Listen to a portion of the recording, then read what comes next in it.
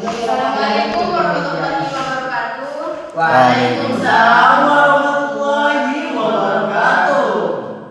Selamat pagi, salam sejahtera untuk kita semua. Pagi Kak. Terima kasih kepada dosen pengampu Ibu Suryana MPD selaku dosen mata kuliah filsafat pendidikan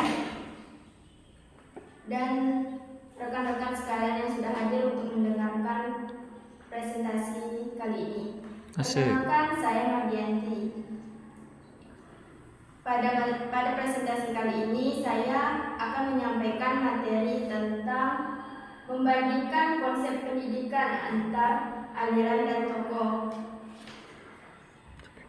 Pendidikan merupakan proses yang sangat penting dalam membentuk karakter, pola pikir, dan kompetensi manusia. Melalui pendidikan, individu tidak hanya memperoleh pengetahuan, tetapi juga diarahkan untuk memahami nilai, sikap, dan cara hidup yang bermakna. Namun, pemahaman mengenai apa itu pendidikan, bagaimana pendidikan seharusnya dijalankan, serta tujuan apa yang ingin dicapai, sangat dipengaruhi oleh pandangan filosofis masing-masing aliran dan tokoh pendidikan. Dalam sejarah perkembangan pemikiran pendidikan, terdapat berbagai aliran yang memberikan kontribusi besar terhadap praktik pendidikan. Hingga saat ini, aliran-aliran tersebut seperti idealisme, realisme, pragmatisme, dan eksistensialisme memiliki pendekatan yang berbeda. Dalam memaknai hakikat pendidikan, idealisme menekankan pembentukan moral dan nilai spiritual.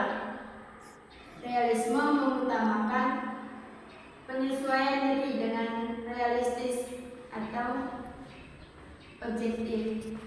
Pragmatisme mengedepankan pengalaman dan pemecahan masalah, sedangkan yang terakhir atau eksistensialisme menitik beratkan pada kebebasan individu dalam menemukan makna hidup. Perbedaan ini menunjukkan bahwa pendidikan bukan hanya proses transfer ilmu, tetapi juga merupakan kegiatan yang syarat dengan filosofi dan tujuan yang mendalam. Berdasarkan hal tersebut, kajian mengenai pendidikan konsep pendidikan antar aliran tokoh menjadi sangat penting. Melalui pembahasan ini diharapkan pembaca dapat memahami bahwa pendidikan merupakan bidang multidimensional dipengaruhi oleh nilai, budaya, dan pemikiran filosofis. Dengan demikian, kajian ini dapat membentuk wawasan baru serta memberikan pemahaman yang lebih mendalam mengenai dasar-dasar filosofis yang melandasi praktik pendidikan. Pada poin pertama atau poin A, yaitu hakikat pendidikan. Secara filosofis, pendidikan dipandang sebagai usaha memanusiakan manusia atau humanisasi, yaitu membawa peserta didik menuju perkembangan yang lebih tinggi melalui pembimbingan, latihan, dan pengalaman. Pendidikan membantu peserta didik mengenali diri, memahami lingkungannya, serta mengembangkan kemampuan untuk berinteraksi dan memberikan kontribusi dalam sosial budaya. Secara umum, hakikat pendidikan dapat dipahami melalui beberapa prinsip dasar. Ada 6 prinsip. Yang pertama yaitu pendidikan sebagai proses pengembangan potensi. Setiap manusia memiliki potensi bawaan yang berbeda-beda. Pendidikan berfungsi mengembangkan potensi tersebut, mulai dari kemampuan berpikir, kreativitas, perasaan, hingga keterampilan motorik. Pendidikan menjadi sarana untuk menguatkan bakat dan kemampuan peserta didik agar dapat berkembang optimal. Dan yang kedua adalah pendidikan sebagai proses pembentukan kepribadian.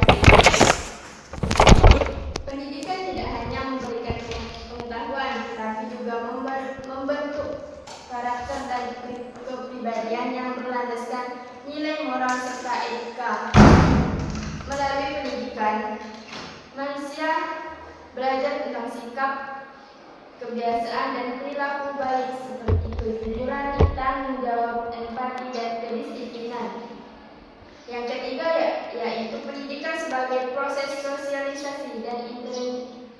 internalisasi nilai. Manusia hidup dalam lingkungan yang memiliki aturan, norma, budaya, dan nilai tertentu.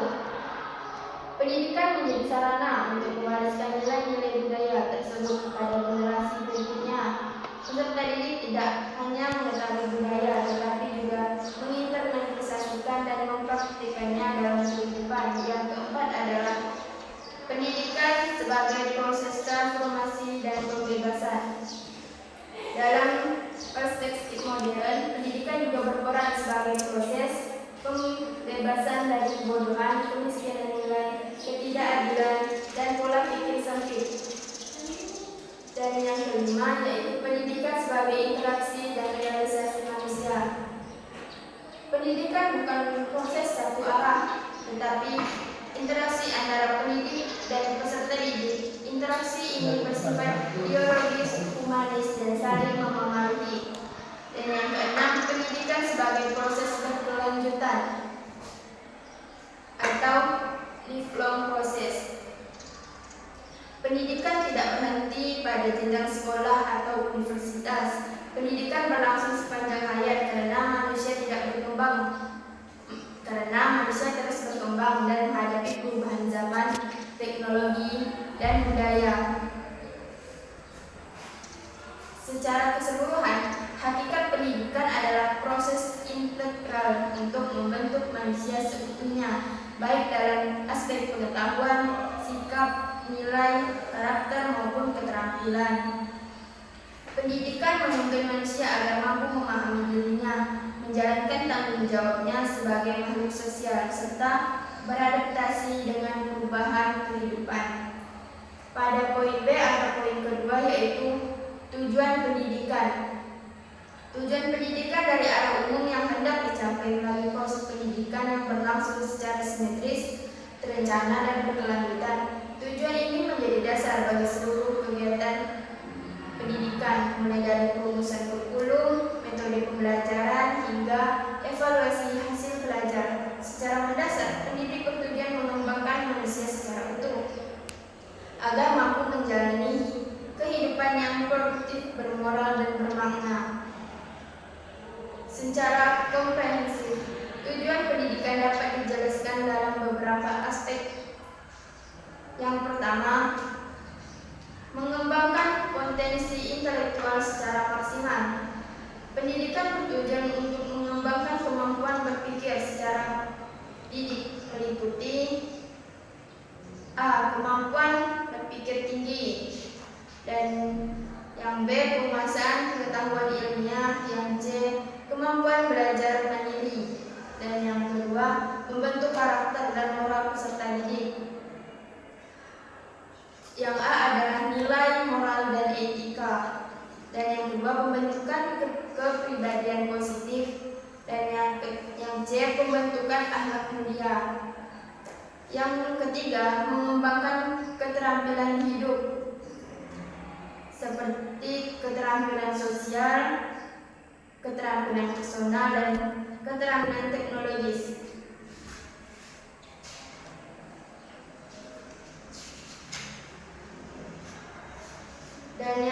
Dan kesimpulan yang saya bacakan yaitu berdasarkan pembahasan yang telah diuraikan pada bab-bab sebelumnya, dapat disimpulkan bahwa pendidikan memiliki peran yang sangat strategis dalam membentuk manusia sebagai makhluk individu maupun sosial. Hakikat pendidikan pada dasarnya bukan hanya proses mentransfer pengetahuan, tetapi juga proses menyentuh keseluruhan aspek kemanusiaan. Pendidikan merupakan kegiatan sadar, terencana, dan berkesinambungan yang bertujuan mengembangkan potensi manusia secara menyeluruh, baik aspek intelektual, emosional, spiritual, moral, sosial, maupun fisik. Melalui pendidikan, manusia diarahkan untuk menjadi pribadi yang berkarakter, cerdas, mandiri, serta memiliki kemampuan adaptasi terhadap perubahan zaman. Berdasarkan hasil analisis dan pembahasan dalam makalah ini, terdapat beberapa saran yang dapat dijadikan pertimbangan dalam upaya meningkatkan kualitas pendidikan. Yang pertama, perlu adanya penguatan interaksi antara aspek kognitif. Dan yang kedua, pendidik diharapkan mampu mengembangkan metode pembelajaran. Dan yang ketiga, lingkungan pendidikan hendaknya menjadi ruang yang aman. Yang keempat, pemerintah dan institusi pendidikan perlu terus memperkuat kurikulum berbasis kompetensi dan karakter. Dan yang kelima, peran orang tua dan masyarakat juga sangat penting. Dan yang terakhir, penelitian dan pengembangan di bidang pendidikan perlu ditingkatkan. Sebelum saya akhiri, saya akan membuka sesi tanya jawab. Apakah teman-teman ada yang ingin bertanya? Saya. Baik, apa pertanyaannya? Bagaimana pendidik progresivisme dan rekonstruksionalisme? Nah, tidak. Dipandang oleh aliran kan? Bagaimana pendidikan dipandang oleh aliran? Saya akan menjawab pertanyaan dari saudari Mawar. Pandangan dari progresivisme memandang pendidikan sebagai proses belajar yang fleksibel, berbasis pengalaman dan diarahkan pada kebutuhan anak-anak, seperti mengedukasi anak-anak belajar di luar ruangan. Dan yang rekonstruksionisme yaitu memandang pendidikan sebagai alat untuk memperbaiki masyarakat dan menghadapi masalah sosial. Kesimpulan dari yang saya jawab yaitu progresivisme fokus pada belajar anak, sedangkan yang rekonstruksionisme fokus pada perubahan sosial. Apakah bisa diterima, Kak Mawar? Bisa. Ya. Baik. Apa? Pertanyaannya, bagaimana aliran humanisme memandang pendidikan dibandingkan dengan behaviorisme? Aliran humanisme memandang pendidikan dibandingkan dengan behaviorisme. Baik. Humanisme menekankan pengembangan diri, potensi, motivasi intrinsik dan kebebasan individu. Dan yang behaviorisme memusatkan pada perubahan perilaku melalui stimulus respons tanpa melihat aspek batin dan motivasi internal. Humanisme memiliki nilai manusia sebagai makhluk bermakna. Behaviorisme menilai manusia sebagai makhluk reaktif. Baik, apa bisa diterima? Bisa, terima kasih. Iya, sama-sama. Sampai di sini, terima kasih atas partisipasinya. Harapannya diskusi ini dapat memberikan benefit ilmu yang baik ke depannya dan teman-teman dapat mempelajarinya. Terima kasih untuk teman-teman sudah berkenan menyimak presentasi hingga akhir. Sekian dari saya, mohon maaf bila ada salah kata. Saya akhiri. Wassalamualaikum warahmatullahi wabarakatuh.